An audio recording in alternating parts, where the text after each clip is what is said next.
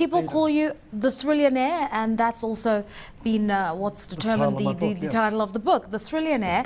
What does it mean? Basically, it's about living life in your own terms in regards to being armed with financial literacy, but also spoiling yourself and living a true life. Okay, spoiling yourself. You do a lot of things. You go into space, you summit mountains. Have lunch on the Titanic. Yeah.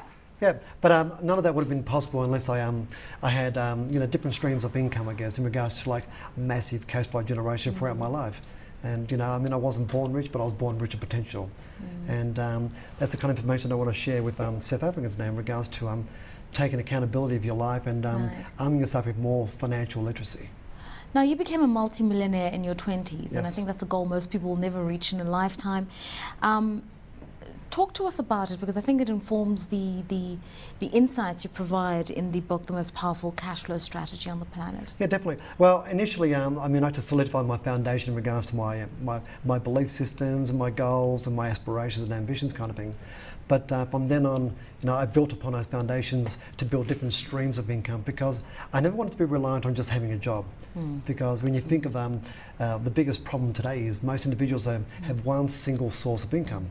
And then they struggle to service their lifestyle with after-tax dollars, and hence 95% of individuals who are dead broke. So basically, I was looking at different cash flow attributes and what have you, and I utilised property for capital growth, but for cash flow, which is basically everyone's desire these days, more so now than ever. There's a particular stock market strategy which is so simple, so conservative, so low risk, yet its payout in regards to cash flow generation is massive. Okay, tell us the secret a little bit, because I know that a lot of what you did was focus on property, and most people seem to understand that concept, but they don't become millionaires at age 20, whatever. Well, with property, my main strategy was something called a value factoring, which was basically buying dilapidated property and adding value to it. And I've never sold property, but I've always bought property in good key locations. And I guess the number one premise in property is the profit's always in the purchase, as opposed to waiting for the market to give you that capital growth. And the same thing with the stock market. You see, when I invest, I don't trade. I'm not a speculator, because personally believing, and I may be a little controversial here, but I don't believe there's any money in trading the stock market, because it's speculative, because there's no real guarantee of return. There's no certainty. You see, in my life, I want total control, I want total certainty. See, what I do, and as a Sharelord in regards to the particular strategy we're referring to, we create the market, but we don't trade it. And when you create, the profit is always upfront. I'm sure a lot of fund managers and investment bankers would be taken aback at that statement, because they would say there is almost a science to trading the stock market. You track it, you look at its performance over a set period of time, you break it down by sector. Here it's a mining economy, so you look at resources with regards to property, with regards to bonds and cash, and then you come up with a strategy. So when you say that you don't do that, but you create a market, what are you saying? Because basically, look, when the speculative side, there's three primal instincts of the human mindset. There's greed, fear, and indecision. And most individuals who are going to trade a specific direction are dependent on that particular direction in order for them to make money. See, I want to be in control of the investment. When you have control, there is certainty. When there is certainty in your life, you can budget your life. See, irrespective of market performance, with this particular strategy called Sharelord, I can generate an income. And there are very few strategies in the world that can make that claim. And I have thousands of clients in over 30 countries, even on the African continent itself. And this strategy is very low risk, and in fact, historically speaking... Tell us a little bit about it. Yeah, absolutely, definitely. What we do is this. We acquire a parcel of shares. And what we do is this. We actually rent out those shares. Now think of this, just like a landlord. What does a landlord do? They buy a property and they rent it out to a tenant. The tenant pays the landlord a rent in order to live in that property. As a share owner, let's say you buy a parcel of shares. Most individuals, what do? They just buy the shares and they wait for the share price to do what? They go up. Okay, so they're just a share owner. But how about transforming yourself from a share owner to a Sharelord? Just like being a property owner to a landlord, how about becoming a Sharelord, which basically means we buy a parcel of shares with a very strict criteria, and we simply rent out those shares to market participants who are our tenants or our speculators in the marketplace. And what we do is this. We also utilise a portion of the rental income we just received as a Sharelord. And by the way, our members, our investors right now, those who become a Sharelord themselves, are generating between 3 and 9% on a monthly basis. So ultimately you do go back to the market. We do go to the marketplace, but instead of just buying a share and hoping the share price will just rise, we basically generate a monthly income on that share portfolio. All right, now these days, I mean, you talk about cash flow and you're referring to it as disposable income and just making sure you've got a steady source of income. For companies, how can they utilize your strategy? Because what we are seeing is margins have thinned out a little bit, cost saving has become the catchphrase, retrenchments have become a strategy. Hip pocket nerve. And that's a way of conserving cash. How can they apply what you're saying into the running of a business? First of all, I totally agree in regards to having financial literacy, to dismantle your credit card debt, minimize your personal loan and mortgages and what have you. But in order to do that too, and to expedite the process, you need additional income streams, because let's face it, and with all due respect, a sole job, one single source of income as a job will not solve that problem. Effectively, you need to become far more savvy, far more astute, because there are better ways to generate money in the marketplace.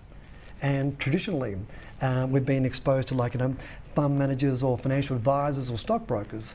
And let's face it, the most qualified individual in the world has always been ourselves. And I'm all about empowering somebody to take accountability of their life, to basically, have that financial literacy and go out there in the marketplace. But I think a lot of people, obviously, even if they've got a little bit of literacy, they still have responsibility, and responsibility makes you cautious. And consequently, people will take a conservative approach. The issue is how to translate what you're saying into tangible action. People will save using conventional vehicles like unit trusts, like the bank. They will, put away retirements through provident funds. They'll use traditional mechanisms of entering a very complex market space and think that they're doing the right thing. How do people become independent of that system if that's what you're advocating? Well, I personally believe the traditional scope is basically being where the individual or the investor has been reliant on somebody else to invest on their behalf.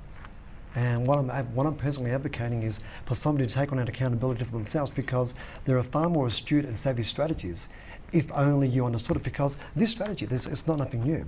But traditionally, there was so much testosterone, there was so much hieroglyphics about this particular strategy, and nobody really understood it.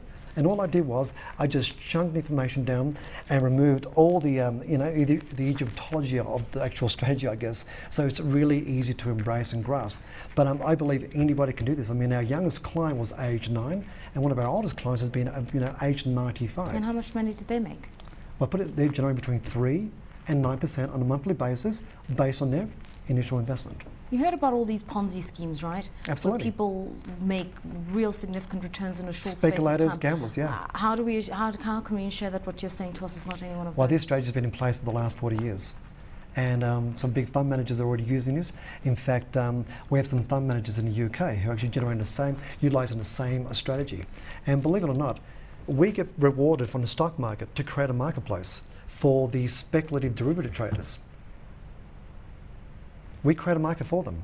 And in order for them to do what they do, called speculation, they pay us between 3 and 9% of the value of our share portfolio. We're seeing the rise of the emerging markets, yes, and hence the emerging market consumer, the emerging market institution, and retail investor with a little bit more money to spend. Should they be putting their money in their local economies? In which areas? How so? I would say, first of all, before they start investing in all these other key areas, is to invest in themselves. 20% of their disposable income, you pay yourself first, because you're the most important person. Then go out there, empower yourself financially, and educate yourself. Because there are far more astute strategies out there that have always been there, but right now it's becoming more accessible to the right individual at the right time. Okay, let's talk about other aspects of your life. Obviously, you say financial freedom allows you to do interesting things like go diving, you're a cosmonaut, you've had a few African adventures. What's been the most meaningful thing for you? For me, basically, what's really emotionally profitable for me is inspiring other individuals and being a solution provider to their problems in regards to their finances. Because I mean, look, I never came from a very rich background, but I had I was rich in potential. And what I do in my talks, I provide that content, that information, or that inspirational information for them. Somebody just said to me, I must ask you that you were a rock star at age 17 playing with Bon Jovi and Deep Purple. Which band did you play in? I was in a couple of bands called Solace, Calcium and Big Dill. And I've been a musician since I was about 9 years of age. And I left the music industry when I was about 28. But at the same time, imagine this sort of lifestyle. At night time, I'll be performing in front of thousands of individuals. But by day, I was a property investor and a stock market investor.